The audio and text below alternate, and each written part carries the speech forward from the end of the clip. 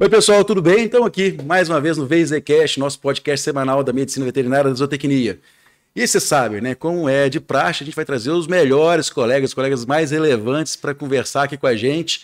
E eu combinei com vocês que esse ano eu ia chamar meus amigos. Então, você sabe aquelas pessoas que são fodas, assim? Então, o Guilherme está nessa categoria, chamei ele para a gente bater papo hoje, para a gente conversar, falar um pouquinho da medicina veterinária de pequenos. Tem muito tempo que a gente está conversando de medicina de produção, equinos. E o Guilherme veio justamente para a gente estrear mais uma vez aqui nos pequenos animais, trazer uma série de novidades. Então, Guilherme, obrigado, bicho. Obrigado por ter vindo. Tranquilo, a gente vai ficar 2 horas aqui conversando. Você tem cirurgia para hoje? Beleza, não, já desmarquei tudo. Tá tranquilo. Desculpa aí pelo atraso. Hoje foi um dia corrido. Assim, eu fiquei preocupado que eu que estava meio atrasado também, então deu tudo certo. Né? Tá bom. Pessoal, deixa eu ler aqui o currículo do Dr. Guilherme. O Dr. Guilherme Savassi, graduado em Medicina Veterinária, residência lá pela UFMG, mestrado com cirurgia experimental lá em Santa Maria. Foi com o PIP, né, que você fez? Uhum. Tornei PIP. Isso mesmo. É um dos papas aí da medicina veterinária. Então, com experiência em clínica de pequenos animais, principalmente em termos de emergência, urologia, anestesia, né, e vocês acompanham o Dr. Guilherme aí nas redes sociais, com um dos nossos maiores cirurgiões. E o doutorado em cirurgia oftalmológica, oftálmica, né, lá pela Faculdade de Medicina da UFMG. E aí, Guilherme, bom demais? E aí, tudo jóia, tranquilo. Faltou muita coisa aqui, né, cara? Tem algumas coisas aí, né? Uma que, desculpa, que é bem... que eu valorizo bastante, assim, que é o Colégio Brasileiro de Cirurgia Veterinária. Né? Você tem a carteirinha vermelha, né? Eu tenho o título de especialista, né? que é especialista, que é, assim, difícil de alcançar, né? São 3 dias de prova lá, pesada e tal. Então, hoje em dia, no Brasil todo, são 22 especialistas, né? Então, isso eu considerei mais do que qualquer título para ostentação, assim, eu considerei mais um desafio mesmo, né? Que eu fiquei estudando durante o ano, assim, que eu queria fazer a prova, porque todos os anos tem essa prova. Inclusive, quem tiver interesse aí, né, e gostar de cirurgia, pode se submeter a essa prova do Colégio Brasileiro de Cirurgia. Tem que ter uma pontuação mínima, né, para fazer, igual da imagem, né? Isso. Tem que ter lá comprovar o número de procedimentos cirúrgicos mínimo e tal, o currículo, e a partir disso, uma vez que esse currículo passa e vai para a prova, que é itinerante, assim, onde acontece o congresso, né? Geralmente esse acontece ano vai ser ainda, né? Ano passado foi em Campinas, esse ano vai ser em Búzios. Até interessante o destino, assim, né? Que vai chegar lá, vai ficar enfurnado numa sala 3 dias, o pessoal saindo da festa, sei lá, concentrado, né? Pois é. E aí é interessante também que eu tenho participado da seleção também, né? Da banca também. Fazendo as provas seleção das tudo, provas. Então isso é bem legal, cara. Isso é bem interessante. Isso é importante pra caramba. Sim. Né? Tem os cursos que você tá dando, né, cara? Sim. São coisa que a gente estava conversando mais cedo aqui, que é muito legal, né? Eu até, assim, na graduação, já tem muito tempo que eu parei, em 2011, né? Mas continuo dando aula na PUC, aqui na pós-graduação. E na Colômbia, no Equador, então eu comecei a ter que estudar espanhol também. Passei uns apertos aí. Mas é muito legal, assim. Também é outro desafio, é interessante porque você conhece outras pessoas, outras culturas, né? E é interessante operar nesses lugares, porque acaba que é uma linguagem universal, né? Um cirurgião que te auxilia, você nunca viu, não conhece, o anestesista que está anestesiando para você, ele também fala outra língua, e acaba que no final dá tudo certo, né? Mas você sabe legal, cara? Eu tenho uns vídeos que eu uso no curso de ultrassom que aí no final mostra a cirurgia. E eu vejo que a técnica, principalmente da Colômbia, eles usam uma técnica muito bacana, assim, de técnica cirúrgica mesmo, de asepsia. Eu acho diferente da nossa, assim, né? Acho que melhora, inclusive, assim, né? São bem cuidadosos, assim, né? São realmente, assim? Na verdade, assim, não dá para generalizar, mas na Colômbia tem um centro, né, onde eu dou aula, que é do professor Mastobi. Um amigo meu, ele até fez o mestrado e doutorado em Viçosa aqui. E lá é muito bom, né? Tem também, eu me surpreendi positivamente com Quito, agora que eu fui no Equador, ministrar um curso há 15 dias mais ou menos, excepcional. Assim, a faculdade onde eu dei esse curso, eu nunca vi uma faculdade com uma estrutura dessa impressionante, assim, tudo Você novo. achou que tinha trocado de curso, né? Estava na medicina, né? Mas tem medicina também lá nessa faculdade. Eu sofri um pouco com o sorote, né, que é o mal das alturas. Ele não mastigou uma folha de coca lá, não? Não tinha. Não tinha. Mas essa experiência tem sido uma das coisas mais interessantes assim que eu tenho vivido, porque financeiramente acaba que não vale a pena tanto, mas como experiência, né, é muito bom, muito interessante. Legal, cara, muito legal. O seguinte, sempre nesse começo aqui, cara, eu peço, né, como são os meus amigos, que são pessoas que são referência na área, para contar um pouquinho da trajetória, para servir como espelho mesmo dos colegas. Me conta aí como é que foi lá na sua entrada, desde lá na escola, e depois como é que você foi para cirurgia, mestrado, doutorado, como é que foi, cara, essa trajetória sua? Se for parar para pensar assim, minha graduação não foi bem um espelho, não, sabe? Foi um espelho meio quebrado, vamos dizer assim. Porque eu não fui um aluno exemplar na graduação, não. Isso, assim, pode parecer estranho eu contar, mas eu vejo que muitos estagiários que estão no final do curso, e a gente recebe estagiários de conclusão de curso lá na clínica, né, de vários estados diferentes aí do Brasil, e muitos chegam angustiados demais, com medo, assim, nossa, eu não sei nada, já estou formando agora e tal. E eu realmente sabia pouquíssimo, né? Como diz o Casimiro, né? O encéfalo muito pouco desenvolvido, né? Exatamente, a maturidade, tudo, né? Ainda muito longe para decidir a área que eu queria. Se a pessoa tem esse discernimento já no meio da faculdade, é ótimo, né? Que aí ela já começa mais cedo. Mas eu não. Inclusive, eu suspeitava que eu gostava de cirurgia, só que eu não tive nota para conseguir fazer aquela disciplina da professora Cristina, que eram 10 estudantes com as melhores notas, né? Mas então, eu sou músico, aí eu tocava, tinha as bandas, né? Então tinha uma banda de pagode, outra banda de rock. Aí... Você tocava com o seu irmão também? Com meu irmão não, eu só passava um som, mas ele é profissional, não cheguei a acompanhar não. Mas então assim, fui, né, estudei na Federal, uma faculdade muito boa, foi até um prazer encontrar o professor Lobão e o último aqui hoje, né, foi muito bom. Mas então a graduação chegou mais para o final, eu falei assim, eu realmente não sei o que eu vou fazer, né. E a veterinária é ampla demais, são muitas vertentes que você pode seguir. Só que enquanto minha turma estava fazendo a viagem de formação, de fim de curso, de festa de fim de curso, eu estava fazendo vestibular para administração na FUMEC. Aí eu passei, estudei um mês e voltei para o veterinário. Falei, não, de jeito nenhum é isso. Não é isso aqui que eu quero, não. E aí fui para Santo Agostinho, o Vitor, né, eu devo muito a ele, a Cacá também na São Geraldo, foram as pessoas que me estenderam a mão, assim, e eu comecei a aprender a pegar aveia, a fazer a coleta de material, as coisas básicas nessas duas clínicas, né, trabalhando à noite na Santo Agostinho e na Cacá, na São Geraldo, de tarde. Cacá, se você não aprender, você aprende, né, que ela vai pegar e vai... Exatamente, então assim, e foi muito bom, eu fiquei um ano, assim. Então, em termos assim de dedicação, aí eu comecei a dedicar e não olhei para trás. Eu trabalhava de 8 da noite a 8 da manhã, 12 por 36, noite sim, noite não. E na Cacá todo dia de 1 a 6, né? Eu ainda tinha uma namorada na época, então eu namorava 1 hora por semana, mais ou menos, né? Então o negócio... E aí eu fiquei assim, só que o plantão noturno, isso é até uma coisa interessante assim, de comentar, que o plantão noturno é uma coisa... assim, exaustiva demais, né? Exaustiva.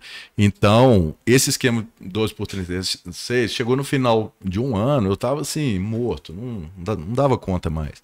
E hoje em dia lá na clínica a gente tem 4, 5 plantonistas noturnos justamente para isso, para dar um respiro assim. Eu quero conversar com vocês a questão de bem-estar aí dos colegas, saúde mental, a gente vai conversar hoje, vamos bater um papo disso. Mas aí depois desse um ano, eu falei, eu preciso, né, achar um caminho aí para mexer na cirurgia. Aí quando apareceu, e eu estava à noite na Santo Agostinho, surgiu lá uma cadela em trabalho de parto. E aí eu tinha que fazer a cesariana, porque eu estava em sofrimento, a cadela e os filhotes. E eu nunca tinha visto uma cesariana. E aí eu coloquei o livro do Bojrá do lado, que são só figuras, assim, né? Não tem nem foto. É. E aí eu abri e expus o órgão, falei, ah, deve ser o útero, né? Esse aqui Tá mexendo aqui, né? é, tem movimentação e tal. E fiz a primeira cesariana minha, foi lá, né? E foi uma experiência interessante e tal, mas aí depois fiz algumas outras cirurgias, começaram a vir as complicações. Aí eu fui, né, no final desse ano, eu fui para a residência, que foi um divisor de águas mesmo assim, né?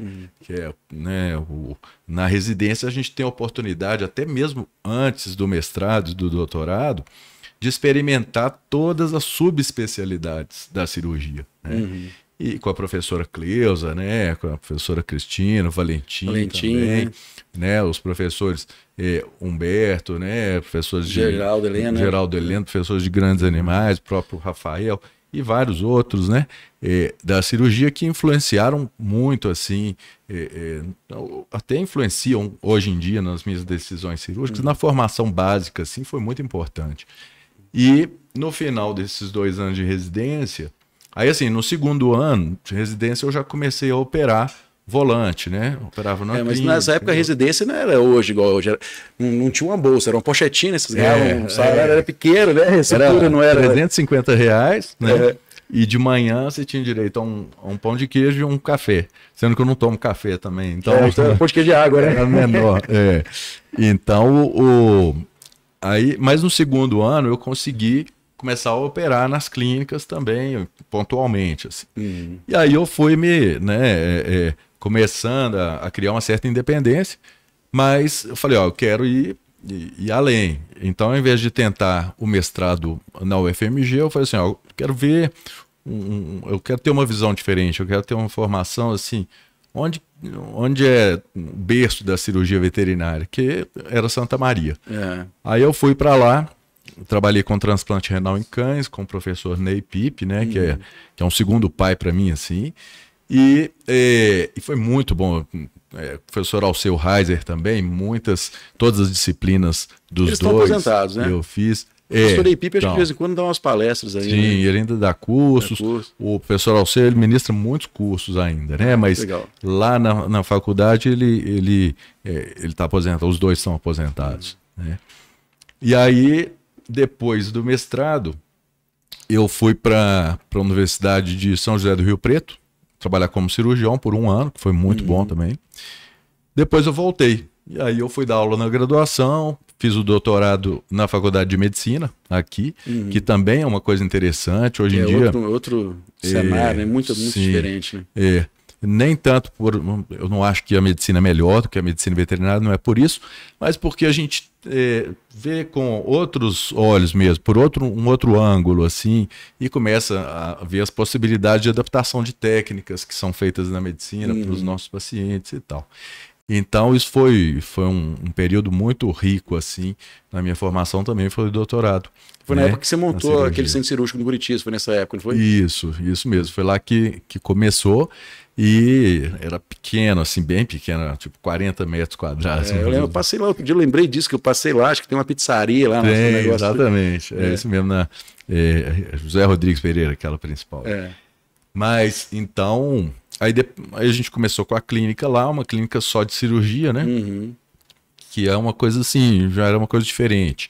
A minha ideia era fazer algo complementar aos pet shops, a outras clínicas que fazem banho, tosa, vacina e tal. Falei, não, eu quero trabalhar com o que eu gosto e com o que eu estou aprendendo a fazer, né? Estudando muito e tal. Então, aí nós estamos assim até hoje, né? Com a clínica cirúrgica, especificamente, que não pode desvincular da clínica médica, porque até para discernir ali os casos que são cirúrgicos, os casos que não são. Mas a gente tem algumas regras assim que nós não atendemos doenças infecto-contagiosas, porque a gente pensa que assim vai passar pela mesma recepção e aí tem um filhote com uma doença congênita que operou o coração ou que fez outra cirurgia que está, né, debilitado. Então a gente evita, né? A gente não tem uma internação, um isolamento, assim, vamos dizer. Isso é legal. É porque esse conceito de biosseguridade, que a gente estava conversando com o professor Lobão e também com o professor Rodrigo já aqui, às vezes os colegas não ligam muito para isso, né, cara? Aí mistura tudo, depois morreu, a culpa é do anestesista, né? Então, assim, risco de uma infecção, uma coisa assim, sempre existe em qualquer hospital, qualquer clínica, mas podendo tentar diminuir ao máximo, né? Nosso dever é esse mesmo, né? Mas aí você fez com o que o doutorado? Com oftalmo? Aí o doutorado, na medicina tem uma síndrome, né, que é a síndrome de Sjögren, em que existe uma redução na secreção de todas as mucosas ali, da boca, dos olhos e tal, e o desenvolvimento da ceratoconjuntivite seca, né, do olho seco. E a cirurgia para tratamento do olho seco já era feita nas pessoas, utilizando umas glândulas salivares menores que ficam na face interior aqui do lábio inferior, né? Então, eu fiz a adaptação dessa técnica para os cães. E aí nós operamos, né, tudo com aprovação do conselho, do comitê de ética e tal. E nós tivemos um resultado muito bom. Então, na verdade, a técnica já existia, mas nós identificamos essas glândulas nos cães e fizemos a adaptação da técnica mesmo, né? Para substituir os colírios e tal nesses animais que desenvolvem olho seco. E você tem usado essa técnica? Na verdade, eu não sou muito bom assim, porque o colírio ele funciona bem. Ele funciona bem. Então, muitos pacientes que chegam, eu já falo do colírio e aí a pessoa aceita. Então, assim, eu não sou muito bom nessa questão mais assim comercial, aí acaba que eu não ofereço tanto a técnica. Por exemplo, outro dia nós fizemos porque era um Yorkshire com um problema genético de malformação. Ele tinha a agenesia dessas glândulas. Então, com 5 meses, aí era uma indicação que não tinha substituição, não tinha outra forma.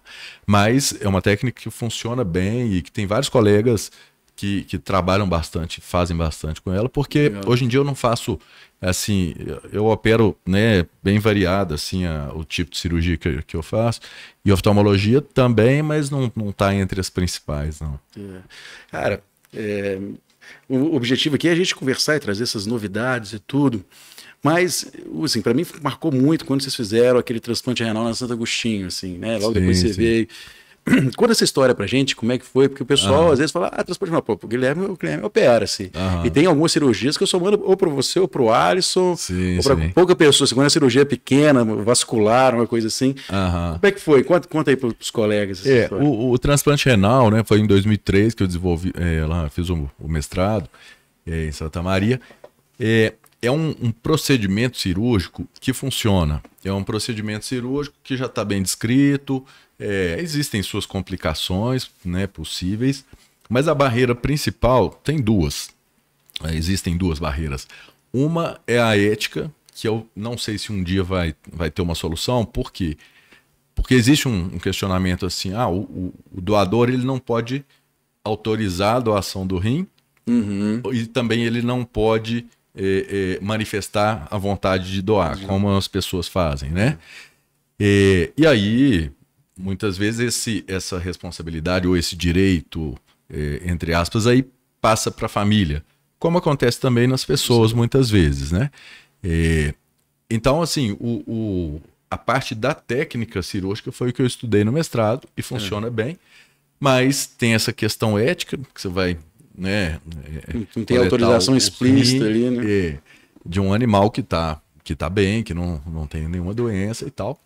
E principalmente a questão da rejeição, né, da histocompatibilidade, isso é muito complicado. Mas por causa dos tipos sanguíneos ou tem alguns outros fatores ali? Tem outros fatores de histocompatibilidade que seriam fundamentais para fazer o teste, e mesmo assim você teria que ter isso catalogado, né?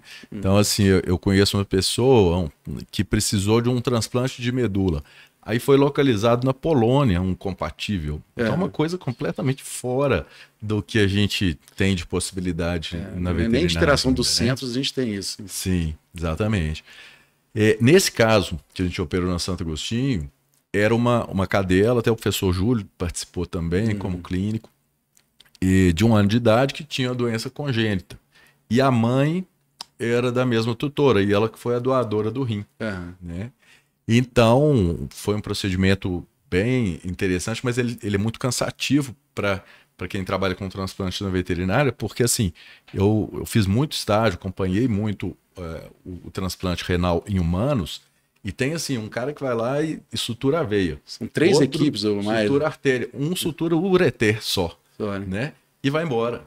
Aí depois tem os clínicos, tem o nefrologista, tem o clínico responsável só pela, né, o imunologista e tal. Então isso dilui muito assim a responsabilidade. Você tem uma coisa outra. Foram quantas horas de cirurgia? Quando o transplante é feito na medicina, normalmente ele é feito, as cirurgias são simultâneas, a coleta e depois logo a implantação. É praticamente simultâneo. Só que na veterinária a gente tem que fazer uma depois a outra, né? Então acaba que dá umas 7 horas o total. E né? Quantas pessoas numa equipe dessas? Dá umas 15 pessoas. Umas 15 pessoas. Na época a gente acabou mais ou menos umas 20 pessoas, né? Porque tem. Isso. Vai ali, pós-operatório. Tem que cuidar do rim, manter ele na mesa resfriado, para ele não sofrer enquanto né, sai com o doador e entra com o receptor e tal. Então tudo isso tem, a gente faz uma lista assim dos tempos cirúrgicos e tem que casar uma com a outra assim. Então é algo bem. Então assim, essa cadela foi a mais próxima de sucesso aí, porque ela ficou 30 dias bem, com a creatinina que estava quase 5, baixou para 1, ficou em torno de 1 mais ou menos. Mas 30 dias depois, ela já estava lá no norte, eu não lembro exatamente qual, acho que era Natal, não lembro. Mas aí ela desenvolveu uma intussuscepção, que é uma complicação descrita no pós-operatório do transplante em cães, mas não se sabe exatamente o porquê acontece. Né? E aí ela veio a óbito com o rim funcionando, mas com a intussuscepção. Né? E na época só tinha um ultrassonografista na cidade, e até que foi localizado e tal, isso tem muitos anos, né? Então, hoje em dia a gente praticamente não tem feito, mas a realidade do transplante na medicina veterinária, em alguns centros que fazem, em Davis, na Califórnia, por exemplo, em gatos já existe um sucesso maior de 75%, bastando a compatibilidade sanguínea. O chip sanguíneo do gato é ABO, né? Também, AB, né? Nem ABO, AB, né? AB, isso. Então, e no caso dos cães, aí é 40% de chance de sucesso entre doadores parentes. Isso, pai, mãe, irmão de mesma ninhada e tal. Então é um procedimento que a gente não tem feito tanto, mas que foi muito útil para mim, assim, no sentido de desenvolver habilidades cirúrgicas. Na área vascular, por exemplo, e hoje em dia a gente tem feito a cirurgia vascular na rotina em gatos com tromboembolismo, por exemplo. Que é também uma doença muito desafiadora, muito grave. Quanto tempo tem que chegar um paciente desse para ter uma chance de sucesso melhor? Assim? 6 horas. 6 horas depois. Esse é o problema, porque o gato entra em paresia, começa, né, a urrar de dor, a movimentar só os membros anteriores, arrastar e tudo. E aí muitas vezes ele é atendido, é solicitado um exame de imagem, uma radiografia, e aí não tem radiografia no local, tenta um horário e tal, e vai passando o tempo. Aí vê que não é coluna, aí vai fazer um ultrassom. Exatamente. Aí tem que achar alguém que faz o Doppler, né? Isso, então não é uma doença tão... assim, ela é comum, mas ela não é tão conhecida, vamos dizer assim, se a gente pegar de uma forma geral entre os colegas. Então talvez difundir isso mais seria importante. É claro que não significa que o paciente vai ser operado, ele vai sobreviver. Mesmo assim, o nosso índice de sucesso é de 50%, 60%. Mesmo com esse tempo mais longo. Mesmo com esse tempo. Então, mas o ideal é até 6 horas depois do evento. E às vezes o tutor chega em casa e está lá o gato arrastando e não sabe quanto tempo. O gato ficou o dia todo sozinho. Né? Mas é uma cirurgia vascular e que a gente trabalha na rotina. E tem, eu lembro quando eu estava com o Rabelo, fazia estágio com ele, a gente ia lá para... Até com o doutor Otônio Gomes, a gente ia lá para Ipatinga. Eu cheguei uma vez. Ele falava que a horta dissecava, tinha uma dificuldade técnica diferente do homem, assim, né? Tem umas complicações. Eu não sei de nada, eu sou da imagem, né, cara? Mas realmente tem, né, cara, essas complicações, assim ou não? Não é tão... Eu não tive oportunidade de comparar, né? Assim, na prática, porque apesar de eu até entrei em cirurgias auxiliando e tal, né? Mas eu digo assim, na medicina lá, e até nesses experimentos com o professor Ottoni, cheguei a entrar em alguns. Mas eu não sei bem comparando assim. Mas como a gente aprendeu nos gartos, né? Nas peças anatômicas e todo, acaba que a gente já está familiarizado. Então, o problema maior é que é a identificação dos ramos que estão obstruídos. Então, na trifurcação da aorta, a gente sempre sabe que vai estar lá. Agora, mais profundo ali na perna, podem ter outros coágulos. Então, às vezes, você tira o principal, mas então, às vezes, você tem que fazer uma arteriotomia femoral e fazer um cateterismo para trás, né, para frente, quer dizer, e vai fazendo o flushing para voltar esses coágulos, né? Porque não adianta você fazer isso para baixo, que vai só o diâmetro ficando porque justamente vai voltar ali, vai ser... Pô, que legal, cara. Então é uma área que eu gosto, assim, cirurgia cardíaca. Então, isso que eu te perguntar, e tórax, cirurgia torácica, cardíaca, você tem feito muito? O que você tem feito? Sim, a gente trabalha, assim, com as cirurgias de problemas congênitos, né? Principalmente o quê? PDA? PDA, né? Com a estenose de válvula pulmonar e outros que são, na maioria, traumas, né? Doenças como hérnia diafragmática e tal. E a gente tem que estar preparado, porque às vezes é uma hérnia teoricamente simples, que você vai ali abrir, reposicionar as vísceras e suturar o músculo, mas às vezes tem um defeito muscular no diafragma. Então a gente tem que usar enxertos, né?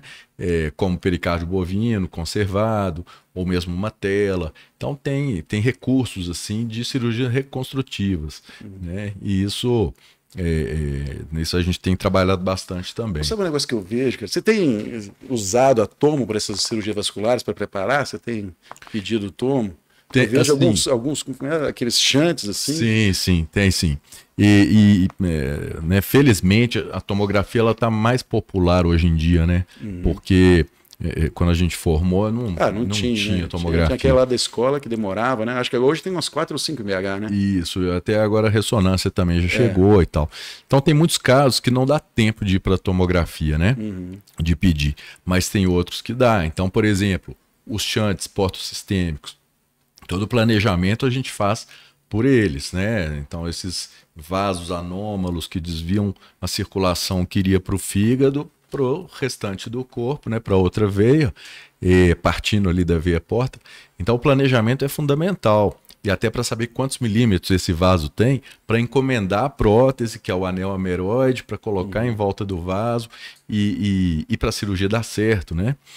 Outros casos, por exemplo, foi até interessante essa história, porque foi uma cachorrinha que veio lá de Roraima.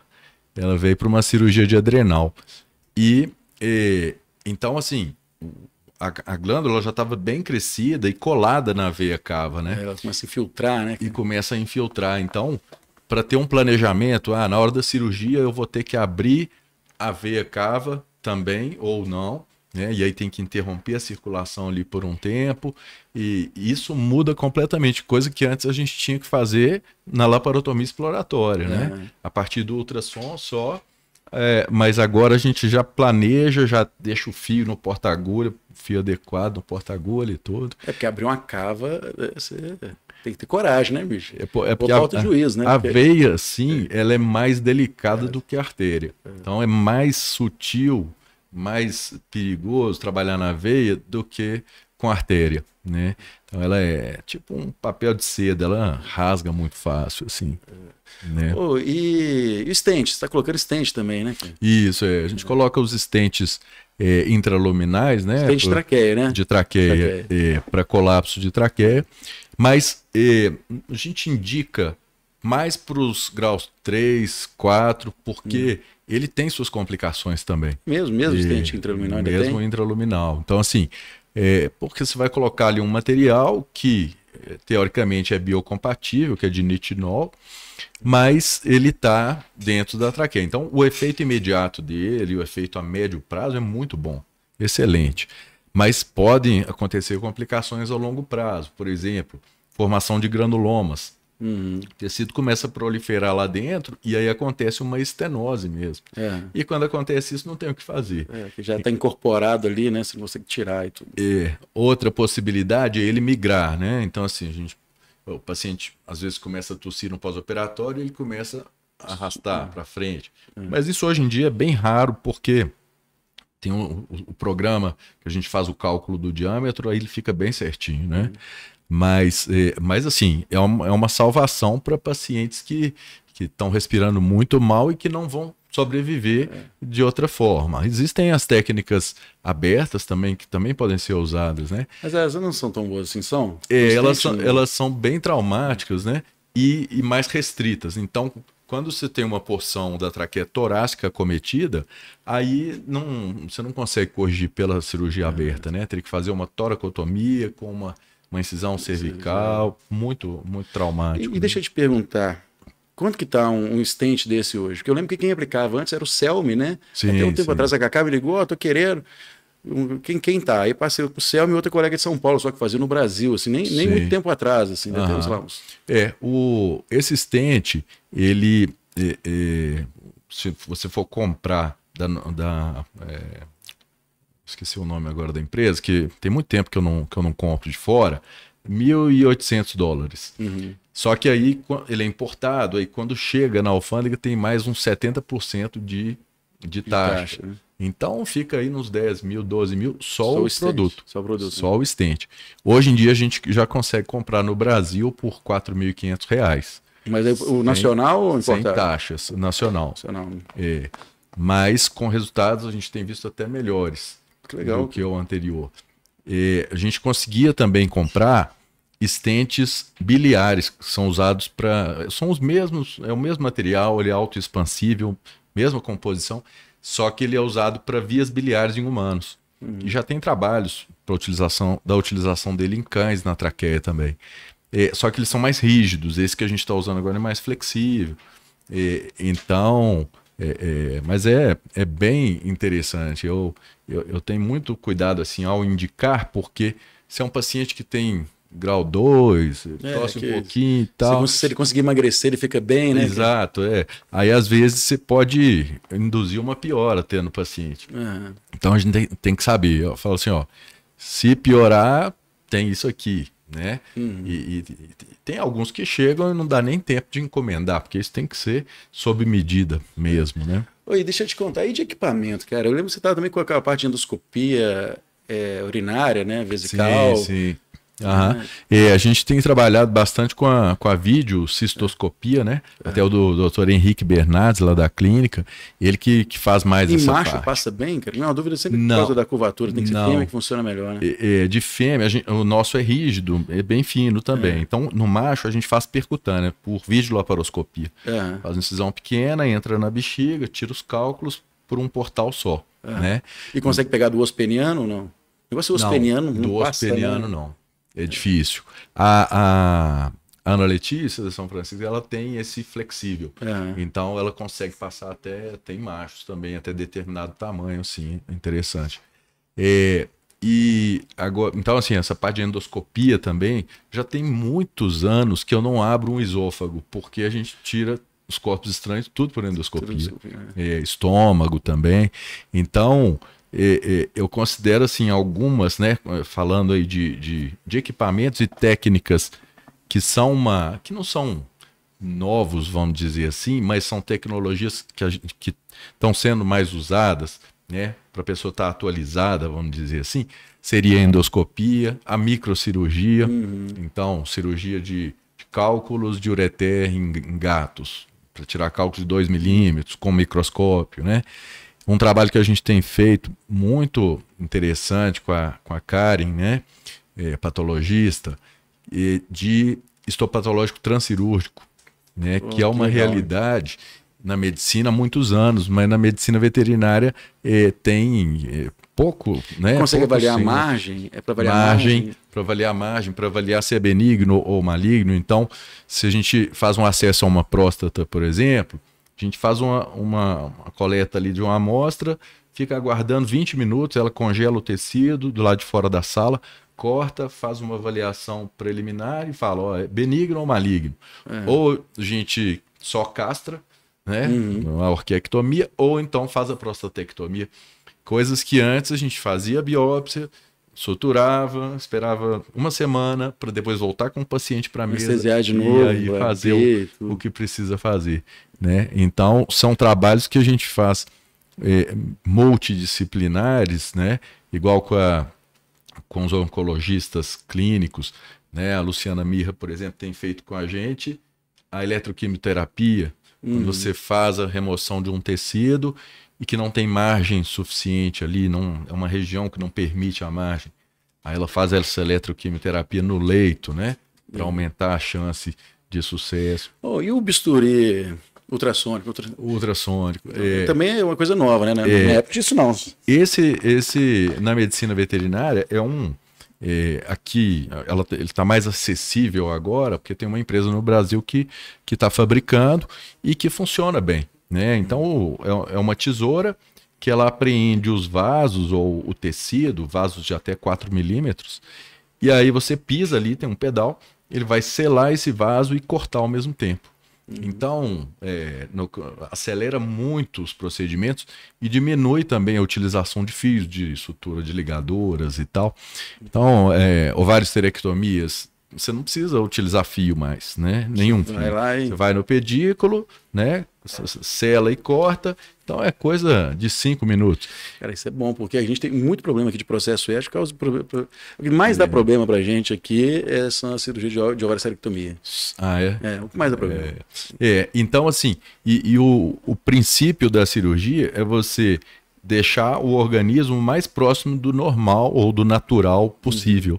Então, se você deixa de incluir ali um implante, que não deixa de ser, né, um fio de sutura, um material, mesmo que vá ser absorvido depois, aquilo é o mais próximo do natural. Ele queima o tecido? Como é que ele sela? Ele queima, ele trabalha na temperatura de 50 graus mais ou menos, e ele, então assim, tem um calor, mas é muito menos do que o bisturi elétrico, né, que é monopolar ou mesmo bipolar, que a gente também trabalha, também é bem útil nas cirurgias, no controle de sangramentos e tudo, né?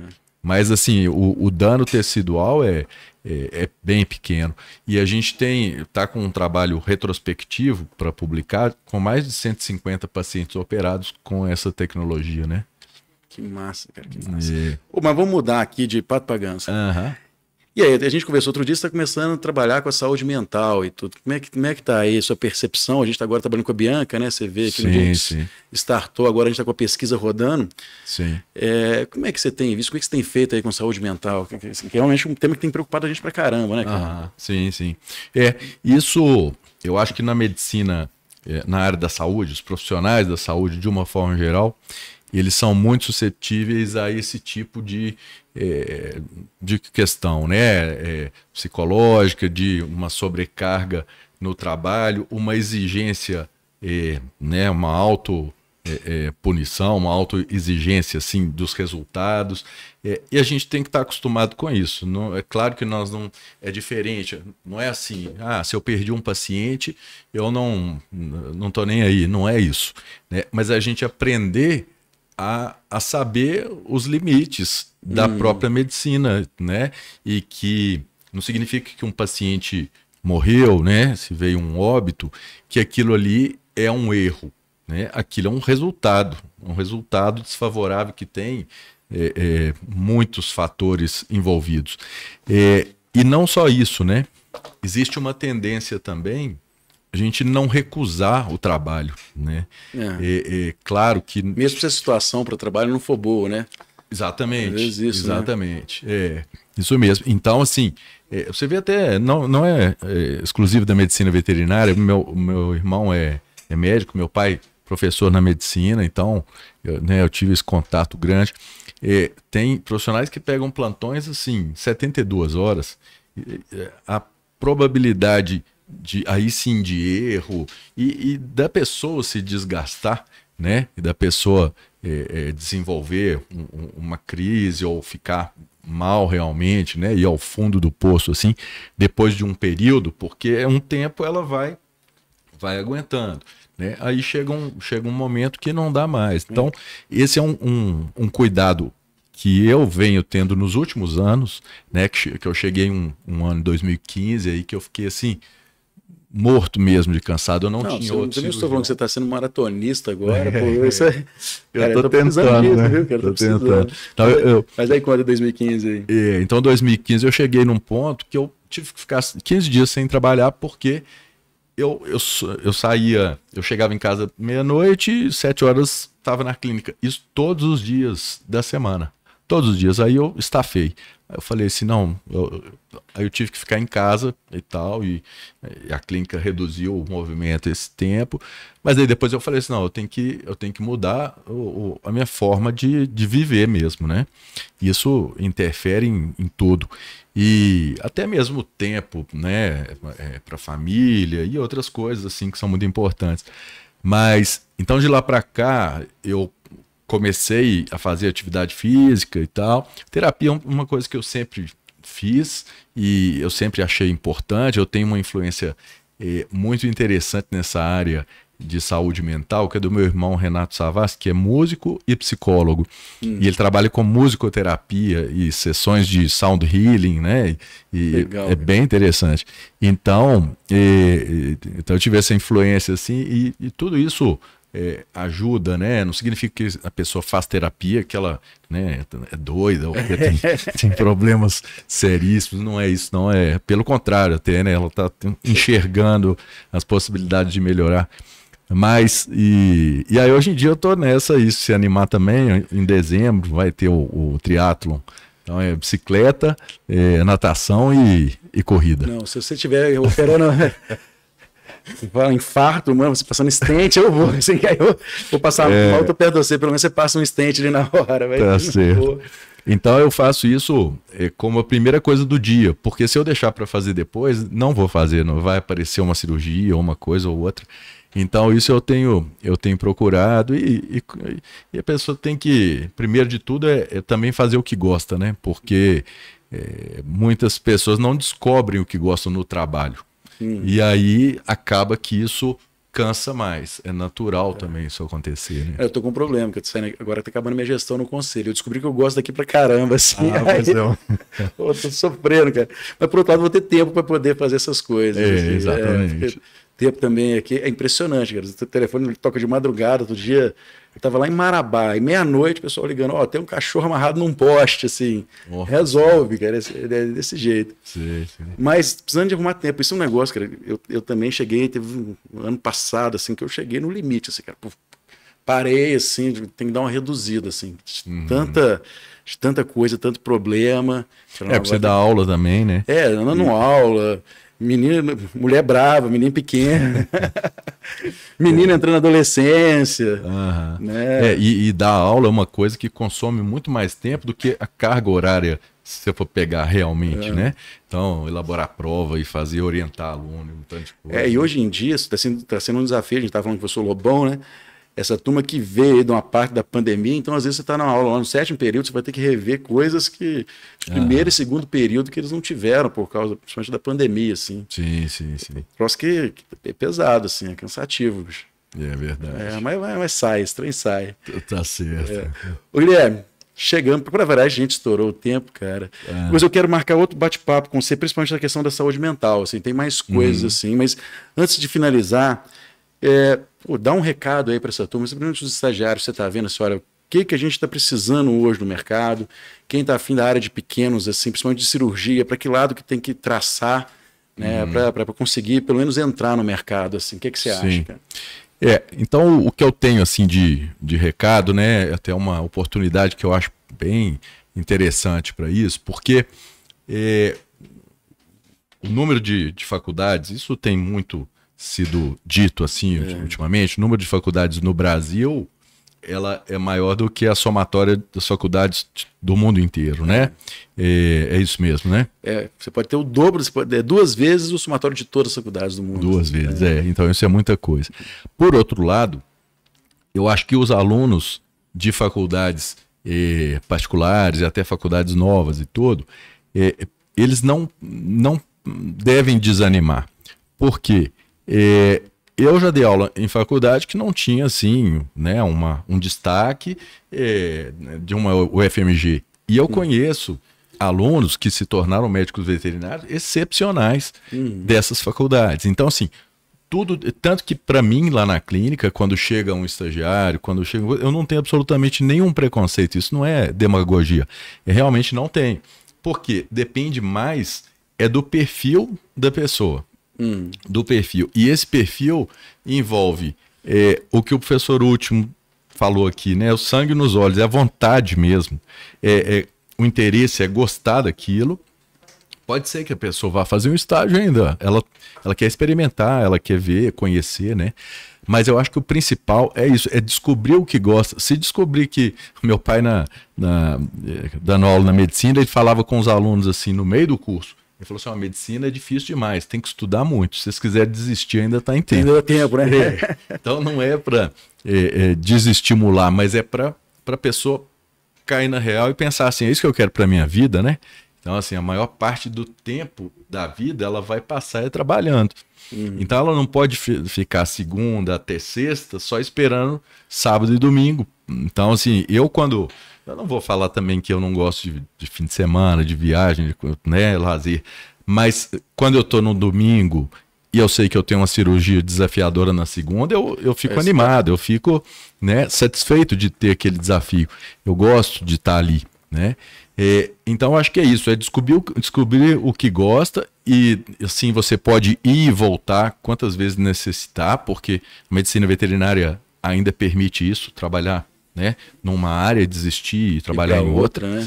E descobrir o que gosta e aí não olhar para trás e dedicar para aquilo, porque o número de cursos de pós-graduação, especialização, aprimoramento, se não conseguir passar numa residência, faz um curso pago, isso em qualquer área que seja, né, ainda tem possibilidades para quem tem interesse mesmo, ainda tem campo e a gente precisa de muita gente, né? Então, para uma clínica como a minha funcionar 24 horas, a gente tem 15 veterinários e não está assim, e a gente está sempre atrás de algum que à noite, por exemplo, não vai chegar um veterinário lá super experiente para de noite, isso aí em lugar nenhum, né? Mas se a pessoa tiver interesse, responsabilidade e quiser aprender, são os principais pontos. Isso é legal, né? Você fala assim, mas tem muito custo, mas tem muito espaço, né, cara?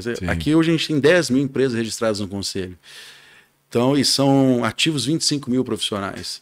Né? Se a gente for pegar as clínicas maiores, os hospitais, que vão absorver muita gente assim, então se for olhar, tem espaço. Sim. Mas só que tem que ter sangue nos olhos, né? O problema é quando chega a pessoa que acabou de formar, quer trabalhar de 9 da manhã às 5 da tarde, né? Perto de casa, né? E ganhar 15 mil reais. Né? Aí acabou de formar, não tem jeito. Aí não, sim, com não certeza. vai fechar. Eu acho que é isso aí e tem jeito de chegar no equilíbrio, assim, eu não sou um Buda não, mas eu tô em busca do equilíbrio, assim, nessas, essas questões que eu tenho feito aí, atividade física, lazer e tal, música que eu gosto de tocar, não sou profissional também, mas é uma coisa que também me distrai bastante. Que legal, cara. Pô, brigadão, Guilherme, que bom que você veio, assim, você sabe que é um dos caras que eu mais admiro na veterinária, que eu encaminhei muitos dos pepinos, eu mando todos para você. Essa cirurgia da segunda-feira desafiadoras, eu devo mandar algumas, assim. Sim. Não, mas obrigado por ter vindo. Não, eu que agradeço muito, eu fiquei muito honrado e satisfeito com o convite, né? Eu até brinquei aqui, o professor, o Último e Lobão falando aqui antes de mim, foi até difícil eu gravar o meu, né? Porque eu fui aluno deles também, então professores assim excepcionais e te admiro muito também, sua capacidade de liderança e fazer esse tanto de coisa ao mesmo tempo, né? Então, presidente, ao mesmo tempo veterinário, e professor, e pai, e cada uma coisa. E marido de mulher brava, né? Pois é, então isso todo tem que ter um jogo de cintura grande aí mesmo. Mas cansa, na hora de fazer igual você, começar a desacelerar. Sim, tá certo, é isso aí. Bom, pessoal, brigadão, encerramos mais um podcast semanal nosso. Nos sigam nas redes sociais, compartilhe esse conteúdo, vai lá no YouTube, vai lá no Spotify, no Deezer, espalha para todo mundo. E você sabe, se tiver um assunto legal, manda para a gente, que a gente vai chamar aqui para bater esse papo, para conversar, para sempre trazer uma informação muito legal para vocês. Até semana que vem, pessoal. Tchau, tchau.